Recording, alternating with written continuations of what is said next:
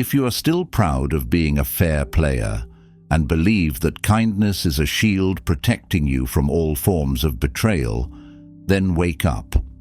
In Machiavelli's world, that kind of naivety is a death sentence for a man's career and position. You are not living in a romantic movie. You are standing in the middle of a political chessboard where the loser loses everything, from reputation and finances to self-respect. Look directly at those who are standing shoulder to shoulder with you. How many of them are truly brothers, and how many are merely parasites quietly draining your finances and your position? Society teaches you that the more friends, the fewer enemies is an absolute truth. But Machiavelli scoffs at this. The very circle of relationships you have painstakingly built is the noose tightening around your neck. You fear loneliness, fear being judged as cold-blooded, so you tolerate keeping these diseases right beside you. That is not compassion, it is suicide with a planned route. Machiavelli points out that the real danger does not lie with those holding knives, but with those who know how to make you feel important, only to stab you in the back at the exact moment you are most exhausted. You are exploited not because you are incompetent, but because you chose to believe in polished masks rather than the rotten nature beneath them. Do not wait for a comforting pat on the shoulder, because I am here to help you expose the 7 most dangerous types of people Machiavelli warned about. Those whom, if you do not eliminate right now, will crush your destiny. If you stay focused until the end of this video, I will show you how to see straight through the person in front of you, so that from tomorrow onward, no one can ever use your kindness as a card in their game again. You grew up with the belief that as long as you live decently, you will not encounter danger. But the lived experience of the brilliant diplomat Machiavelli confirmed for us a harsh truth. Power does not choose sides based on right or wrong. It operates according to instinct, position, and self-interest. The greatest mistake men make is using morality to judge relationships, while in reality, relationships operate according to the structure of those who hold power. In this video, Machiavelli will open your mind so that you stop being naive about what is called unconditional kindness, by showing you that whoever sits in the right position determines the rules of the game, regardless of whether they deserve it morally or not. Therefore, identifying and staying away from dangerous people is not an act of cruelty, but the first step in protecting your own value and peace. When you keep dangerous people close to you, you are not being tolerant. You are destroying your own power structure. We will focus only on who is blocking your destiny and why you are forced to remove them to redesign your position in a world full of wolves in sheep's clothing. Number 1. The Envious Imitator. Looking back against the current of history to Florence, Italy, hundreds of years ago, the story of friends turning into enemies was nothing unusual. Machiavelli himself, a master of reading people, was once imitated by several figures within the government. His writing style, his way of thinking. On the surface, it seemed like they merely wanted to learn, but the moment they had secured their footing, they turned around and used those very things to push him out of an important position. This story has repeated itself endlessly, whether 500 years ago or right in the middle of the modern era, in any company, group of friends, or social network. We men can all become victims of it if we are not alert. Usually this sweet trap begins very simply. At first they always show admiration for you. asking about everything from work to personal interests. They listen attentively and remember everything you say. You feel good. You feel recognized. That's understandable. Who doesn't enjoy being seen as a role model? You reveal all your secrets, share every project, teach them how you live, thinking you are inspiring someone.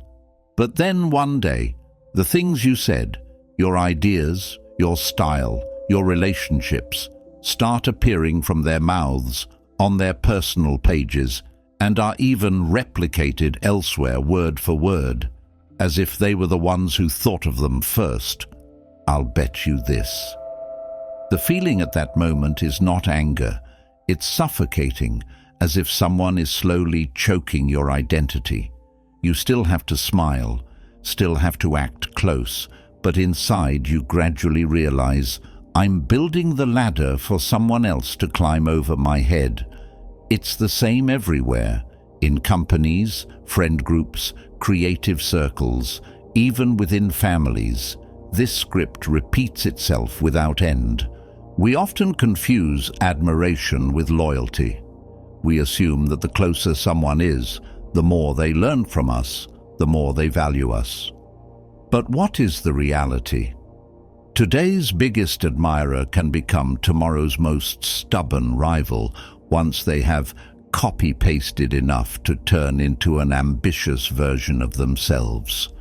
When you start being isolated from familiar circles, when people hear about you through someone else's mouth, when your ideas become neighbors on your boss's desk, wake up. They don't want to be you. They want to replace you. The more life I experience, the clearer it becomes. The more you open up and share everything, the shorter the path you create for others to surpass you. You may once have been proud of having many students, many people coming to confide in you. But wake up. You were not born to be a stepping stone for anyone. Machiavelli did not believe in easy kindness, and I think you shouldn't either. The harsh reality is this: the more secrets you give away, the more projects, plans, and relationships you reveal to outsiders, the faster you become the former version in their story. When the most valuable things you have are stolen and reused, you are left with only two choices. Either continue being proud that someone is learning from you, or start rebuilding fences and keeping for yourself the things that should not be spoken. I have lost friends, lost projects, and even lost an entire group of brothers because of this habit of oversharing. And I learned one thing: awareness sometimes begins with loneliness. But it is the loneliness of someone awake, not of someone who has just been pushed out. Don't let anyone have the chance to replace you simply by copying you. To become strong like Machiavelli, stop telling all your secrets, stop sharing your entire plan, and consciously keep back the part of your identity that no one can take. You can absolutely be friendly and open, but do not lay bare the blueprint of your life for anyone. Sometimes a bit of restraint, a bit of silence, is the strongest form of protection. Machiavelli once said, "The imitator does not want to be you, but to take your place. Do not raise a wolf under your bed by sharing too much." Try doing that. Over the next 7 days, keep the most important things to yourself. When someone is overly eager to know everything, let them guess. That is not selfishness, that is composure. And when you choose composure, you can finally live as yourself, rather than becoming the foundation on which someone else builds their position. Remember to hold on to your identity, guard your secrets, and keep your distance. That is the only form of self-defense a clear-minded man should have. Number 2, the one who drags you into the mud. You want to be respected, to become someone others can rely on, the kind of hero who shows up at the right time, always steps in to help, always ready to rescue anyone in trouble. But you are living in a harsher reality where your kindness becomes a life raft for people who never learn how to swim on their own and who may even be the very hole that is sinking your boat. Kindness is not always repaid with gratitude.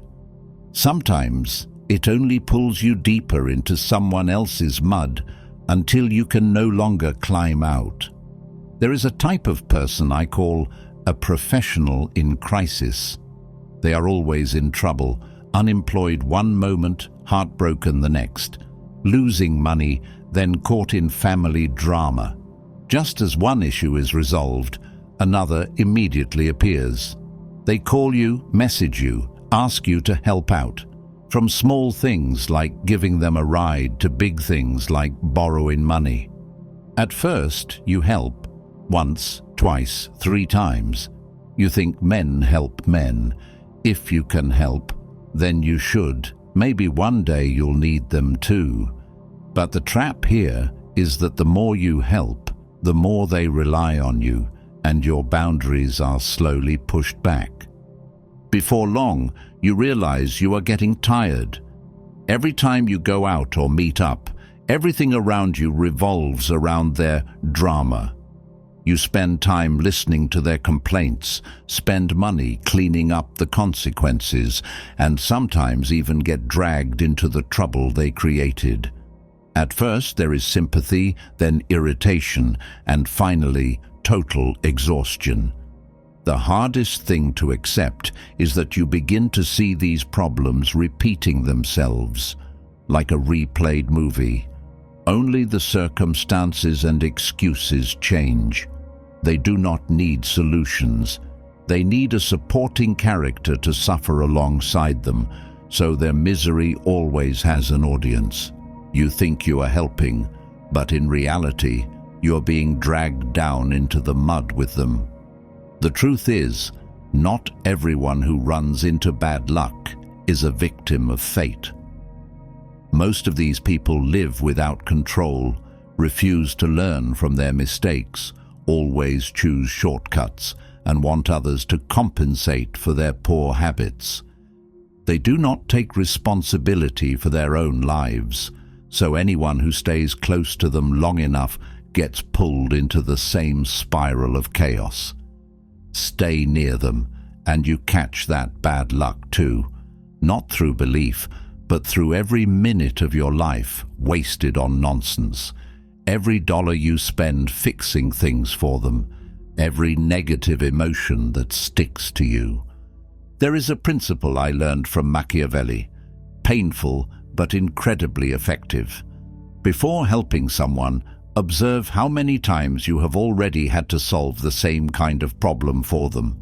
Once is goodwill. Twice is familiarity. By the 3rd time, if it is still the same type of issue, you should stop.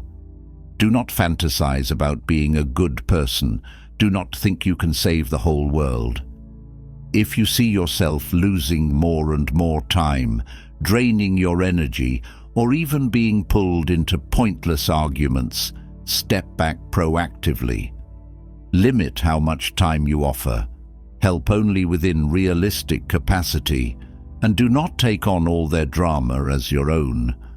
When you pull away, you may be called heartless, a traitor, even ungrateful, but look straight at the truth. The very people who constantly cry for rescue are the ones who will never give you anything in return except exhaustion and waste in your life. You were not born to carry anyone else's debt. It is better to be labeled cold than to drown in someone else's sea of drama. History in Florence recorded many powerful families sinking into bankruptcy simply because they endlessly guaranteed for friends, relatives, and allies. 1 rescue is goodwill, 2 rescues are honor. But by the 3rd, you have become the debtor without even realizing it. The ending is usually the same. Everyone sinks into the mud and no one escapes. In short, do not jump into the well with someone who is drowning. Throw a rope, but do not throw yourself in. Do not think you are invincible just because you involve yourself in everyone else's problems. Wake up, choose your friends carefully, recognize drama and avoid it, and set boundaries for yourself. A man's strength lies in daring to draw lines against chaos, not in carrying the whole world on his shoulders and drowning silently. Try looking back at yourself. The next time someone comes to you just to complain, ask yourself, how many times have I heard this story before? If it is more than 3, stay out of it.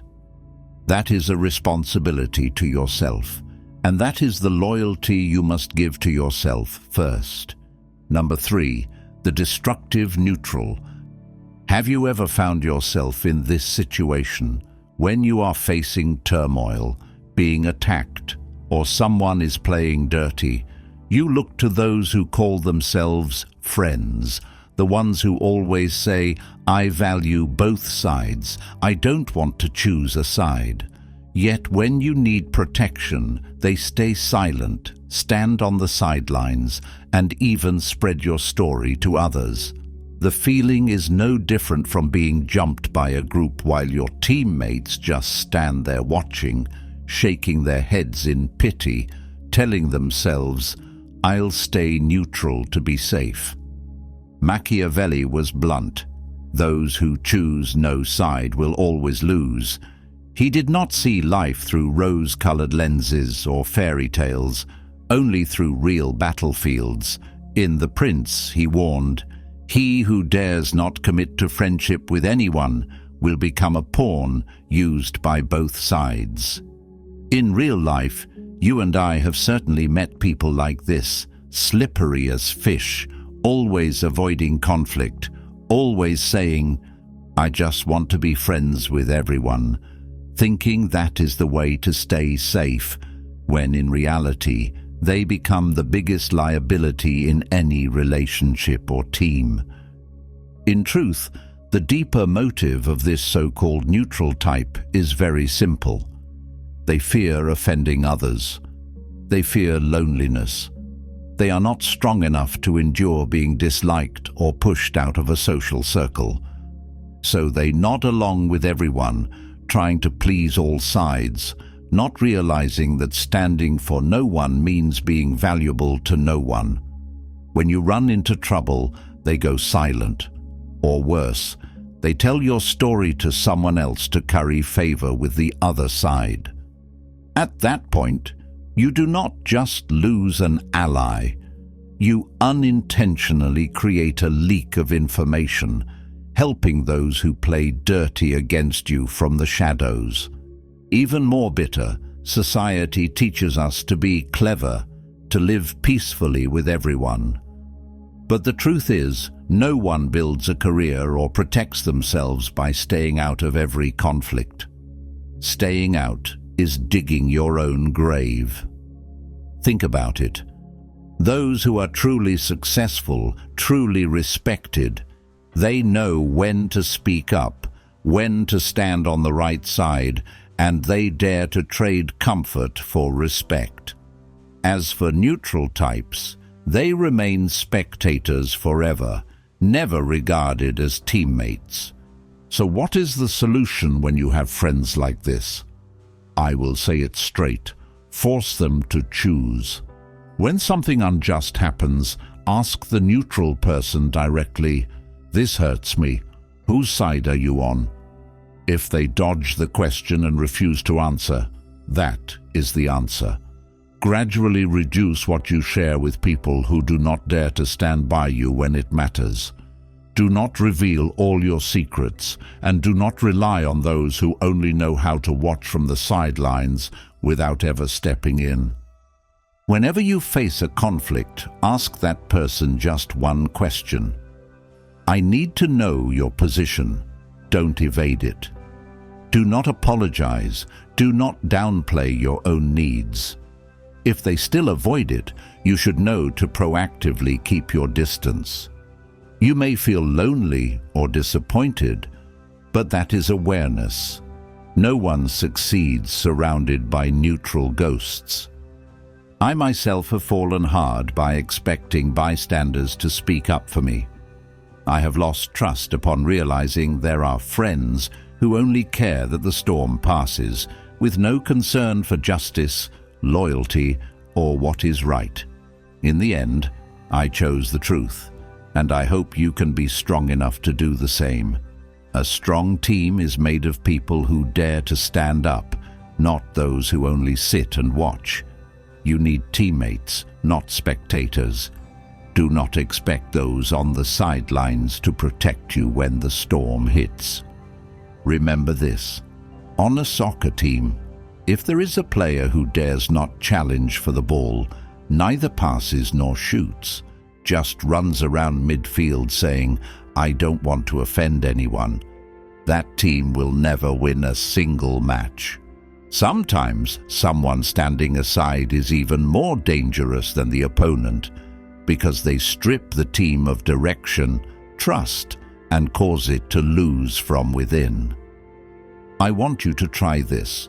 The next time you face a gray area situation, ask directly and then stay silent, waiting for the response.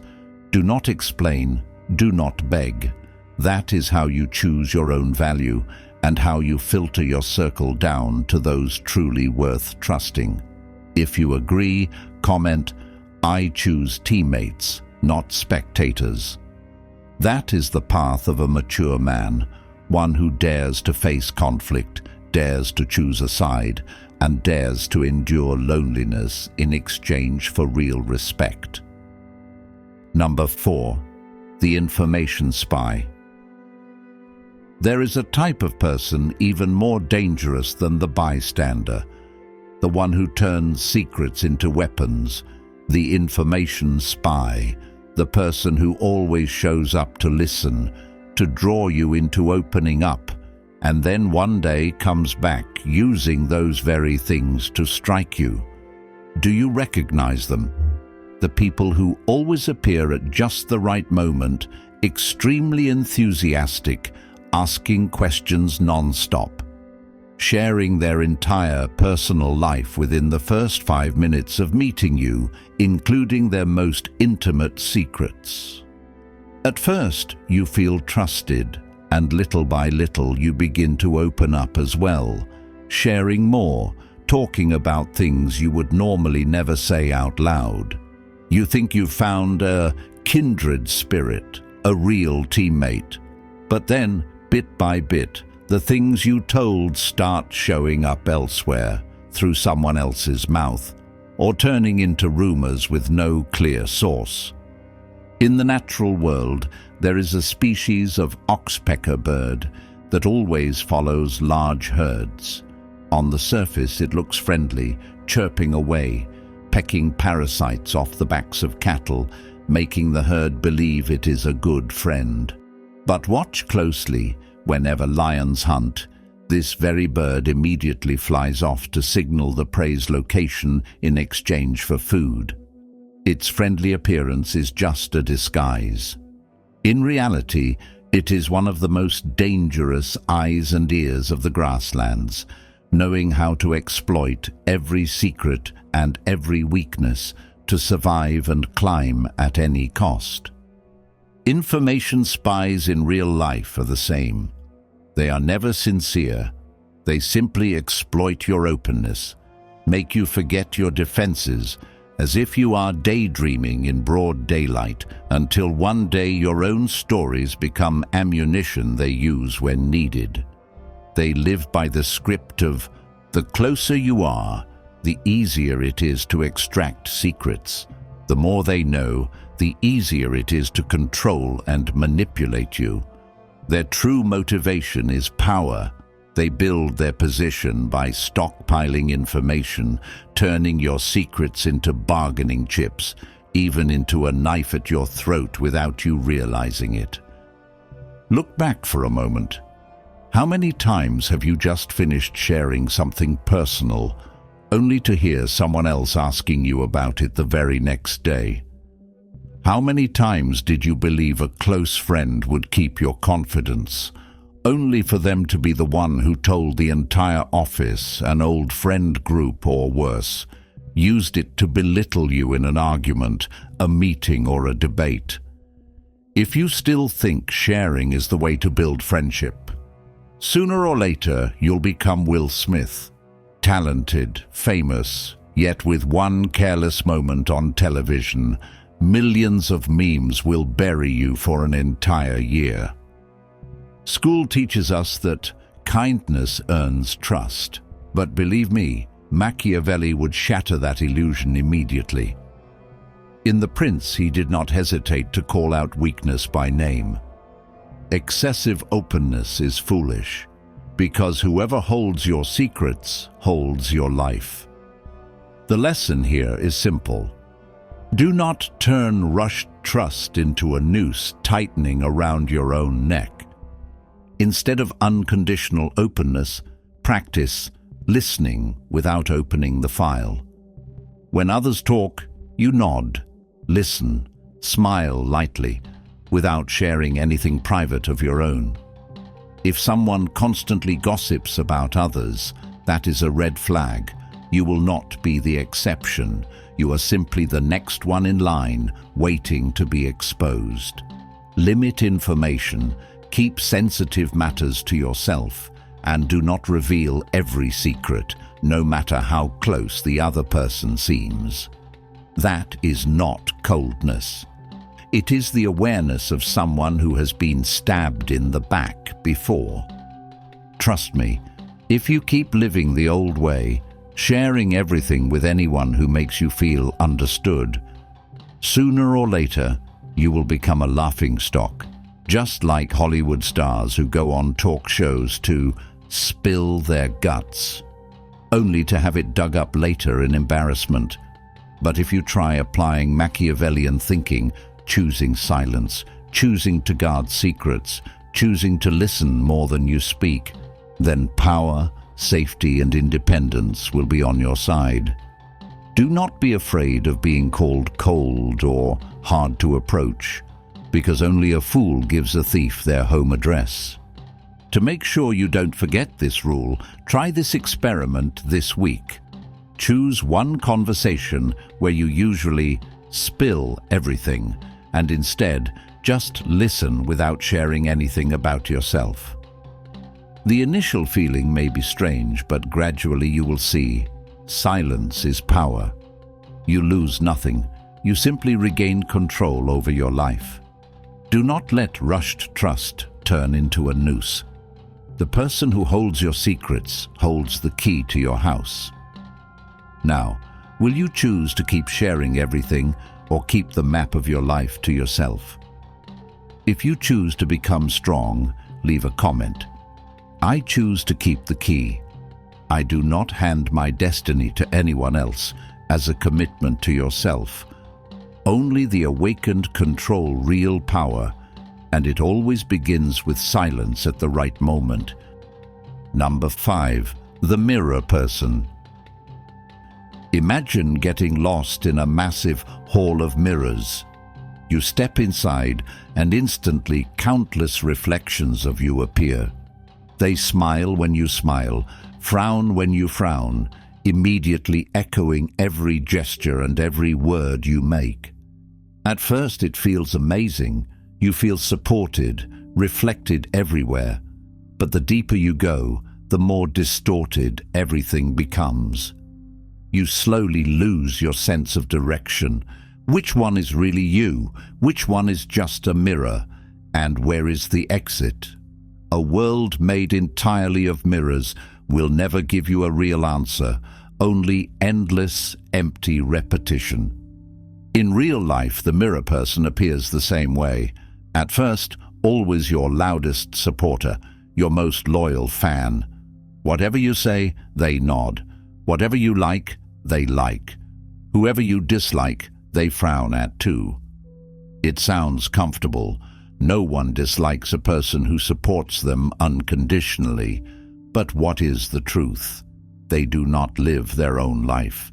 They live purely by reacting to you. No independent judgment, no courage to confront, only constant adaptation to please. This is an extremely subtle psychological trap. The mirror person exploits your need for validation. Who doesn't enjoy being agreed with, praised, and feeling right? But if you live only to hear approval, you will stay trapped in illusion and never grow. When hardship comes, when power shifts to another side, these mirrors will turn faster than a blink. They lose nothing by switching sides, but you lose everything: trust, allies, and even your position in the group. If you keep choosing the traditional path, surrounding yourself with people who only nod and never dare to argue, you will soon become a lonely king inside your own castle. Machiavelli never advised trusting those who only agree. He once wrote, "A strong man needs friends who dare to argue, not a crowd that blindly follows." In Florence, where Machiavelli lived, many leaders failed disastrously precisely because they refused to hear opposing voices, only realizing upon collapse that they were surrounded by nothing but shadows. The solution drawn from Machiavelli's hard-earned lesson is this: proactively expose the mirror person. Try presenting an opposing opinion, or even deliberately say something slightly off, just to see how they react. Those who dare to debate and confront you truly respect you. Those who only nod and then disappear when you need help are not friends. They are mirrors ready to reflect anyone stronger. Another small test is to observe what happens when you face real trouble. If they immediately switch sides and echo the crowd, you know it was only an illusion of alliance. Trust those who dare to say no to you, dare to point out your weaknesses, and dare to stand on the side of truth when you are wrong. That is the kind of friend who truly helps you grow. If you keep choosing the same way, keeping a circle of mirror people around you, one day you may not even recognize who you are among them. But if you dare to challenge, dare to listen to honest words, and dare to keep those who disagree close, you will grow stronger, more confident, and never become lost inside your own maze. If you agree to expose the mirror person, then tomorrow find one controversial opinion and try sharing it with your friends. See who dares to disagree with you and who only follows along. After you see the result, come back here and leave a comment so others can see how you expose the mirror person. To prove that a real man does not grow through mirrors, but through those who dare to challenge him every single day. Number 6. The one who creates invisible debt. During the Renaissance, Italian nobles had a game that looked very graceful on the outside, but was extremely dirty underneath. They hosted lavish banquets and gave expensive gifts to allies, even to rivals. It looked generous, but in reality, it was a social trap. Anyone who accepted a gift without reciprocating lost face. Anyone who reciprocated with something lesser was looked down upon, and anyone who kept accepting, sooner or later became an invisible debtor. Machiavelli, while serving as a diplomatic secretary in Florence, witnessed countless officials fall into this kind of social debt. At first it was just a meal, a small favor, a modest gift.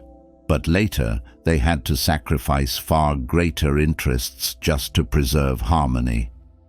Do you understand? A glass of wine could lead to a political decision.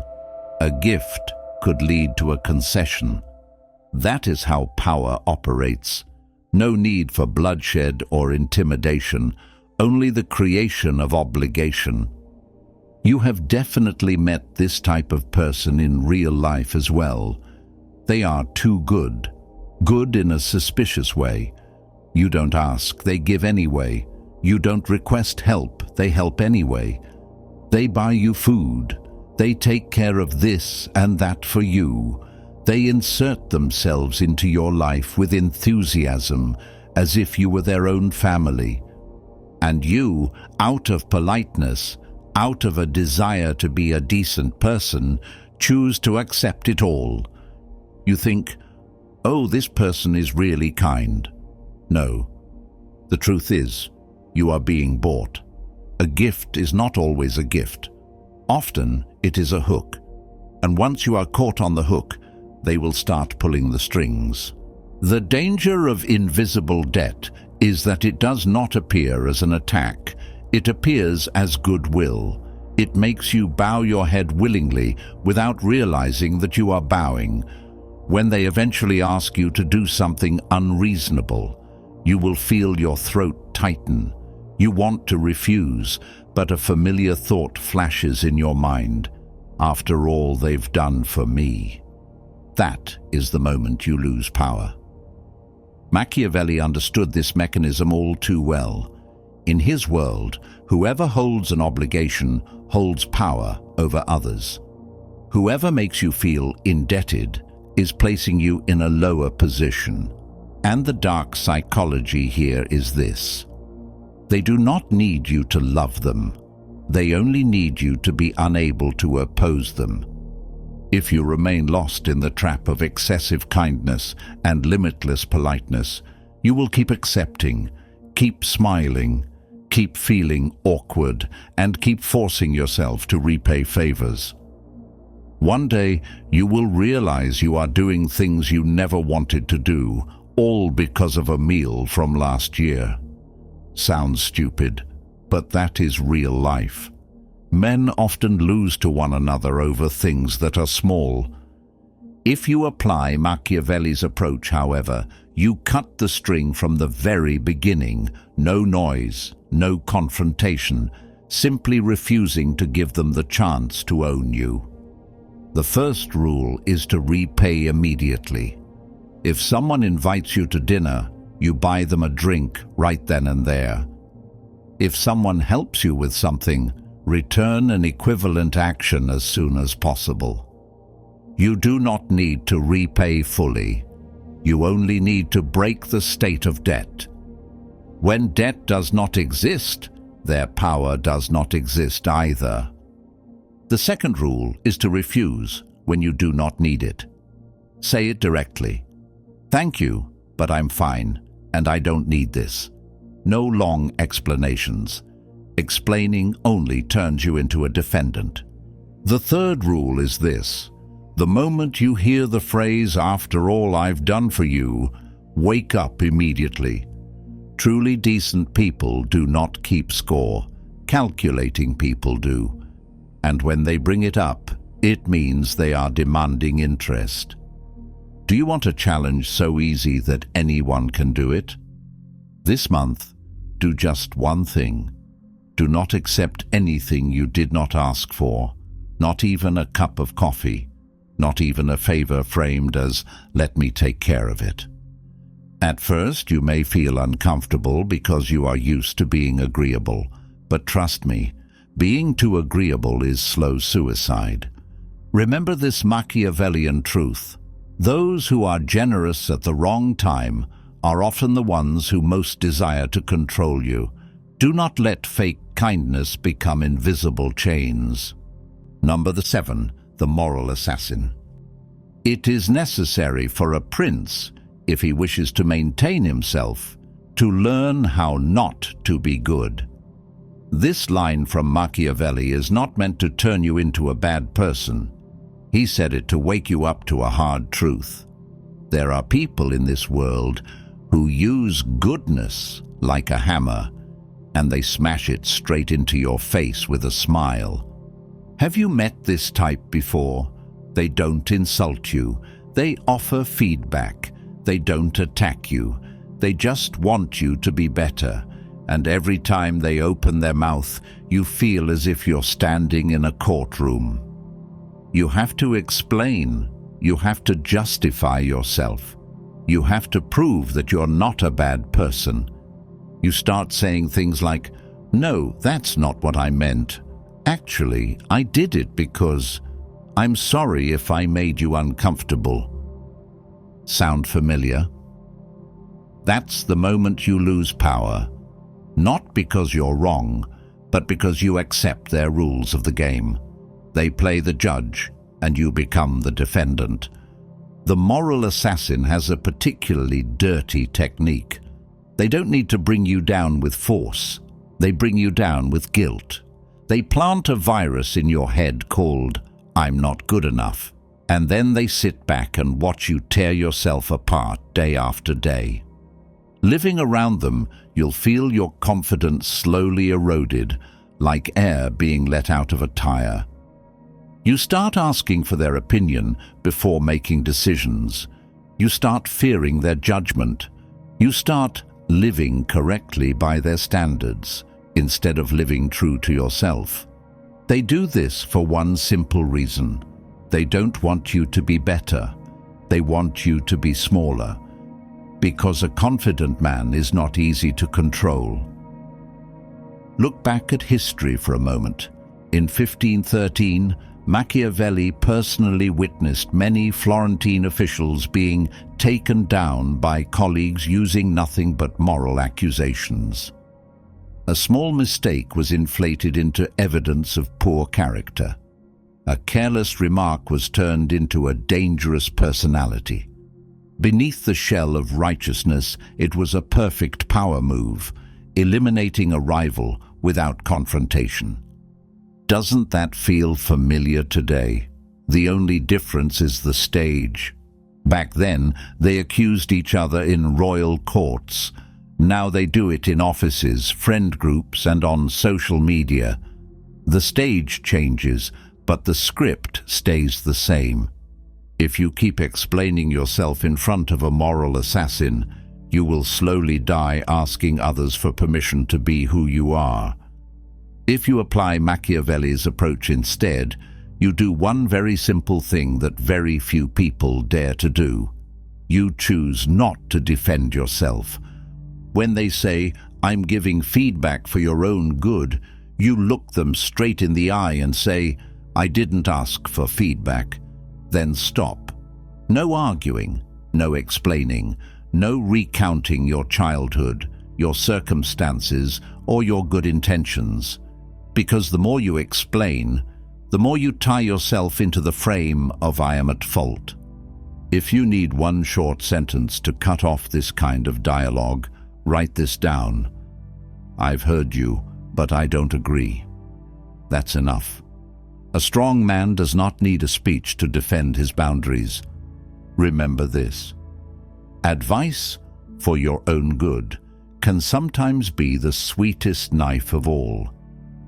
Don't let anyone use morality as chains to bind your freedom. Remember this. In the game of destiny, you do not fail because you lack ability, but because you allowed pathogens to freely destroy the structure of your personal power. Machiavelli once said, "He who is not wise himself cannot be wisely advised." In the end, you alone are the true gatekeeper of your life. Do not let blind kindness turn you into a slave to exploitation. You do not need to become ruthless, but you must become formidable. Treat the removal of these 7 types of people as a necessary purge to protect your greatest assets, your time and your reputation. I challenge you to look straight at your contact list right now and ask yourself, who truly deserves to stay and who must be cut off immediately? Leave your story or a sign that you have awakened in the comments below. The difference between a man who is manipulated and a king lies in the ability to endure temporary loneliness to build a durable, safe circle. Will you continue to be a stepping stone for others to climb on, Or will you begin redesigning your position starting today? The journey to reclaim control over your destiny has only just begun. If you crave sharper perspectives to forge a version of yourself that cannot be defeated, subscribe and turn on notifications. Join a community of men who dare to face the naked truth head-on.